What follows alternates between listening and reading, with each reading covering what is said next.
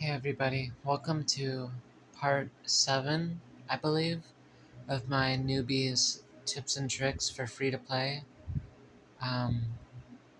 guide to Realms of Pixel, as well as meta lineup. Um, so we're going to take a look at the meta lineup. So in the SSS tier is Zenith. He was the very first event exclusive.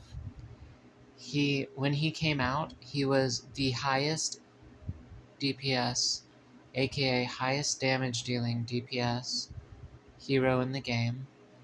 When Global launched, we learned about him from Taiwan, and he was the strongest character in Taiwan, so we all called him Goku because he looks like Super Saiyan 5 Goku from the Dragon Ball AF, um, you know, manga that everyone knows about. Anyways, so yeah, he's definitely a top unit. He's a legend. He's the one we all waited for and wanted. Took until like May of 2025 for us to get him. Okay, so what he does is he gives damage reduction. He puts a he opens a realm where he puts a field on the opponent's team field, where like there's a lot to go into. Like, it's an entire book. I'll have a video specifically about him, but just know that what you're doing is you're getting damage reduction, you're setting burn on the opponents, uh, you are you're doing a lot. Like, it's a lot to go into. Anyways, something else he does, anyone that he's positioned against, meaning if you choose the same point on the field, position-wise as your opponent's unit, he'll target that unit. He was the first one to do that, like Marquesa does for everybody. Speaking of Marquesa, she also self-revives and becomes stronger as well, and invincible for that turn. Speaking of self-revives, Lancelord over here also self-revives. Anyways, back to Zenith. Whoever he targets on the placement, positioning, he'll half their defense, pretty much. So, very strategic. You know, whoever you need to take down first, put him there. Something to note is Marquesa's mark overrides his mark. So he'll target whoever she sets everyone up to target if you play them together. And in Taiwan, these two were a legendary duo. The top two units, okay? By now, he's not such a big deal, but yeah. When he receives damage that takes him below a certain HP point, he transforms and becomes even stronger, heals back up. What else?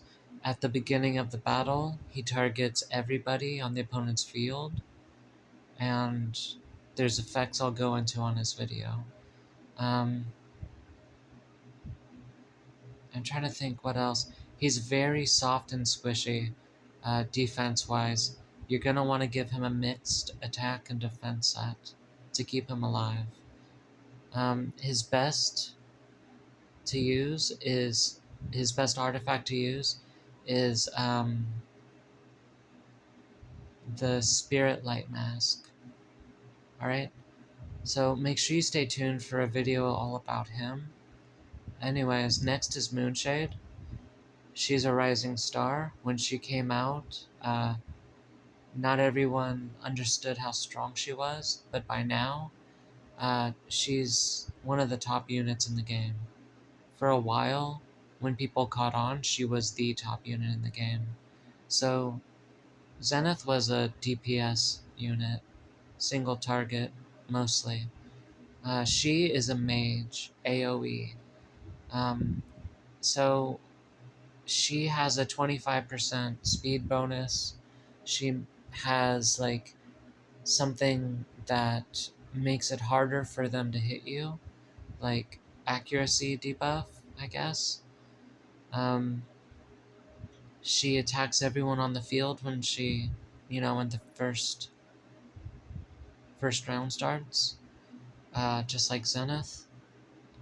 She is like all about burn. She has a special burn that she does in addition to burn, and I think she has another special type of burn as well. I'll go into it all about her in her video, but just know she's all about burns. She can do like max damage, alright? And her burns detonate. So she also has invisible, like Kefera. She actually starts off the first 2 turns invisible. So she's a faction store exclusive and faction recruit exclusive. You can also get her in the regular recruits as well as from dark shards and possibly regular shards. So always use your faction stones on her. You want to take her as far as you can, and I'll tell you how far that is in her specified video. Anyways, I'm running out of time for this video. Like, share, comment, subscribe, and I'll see you on the next one. Bye.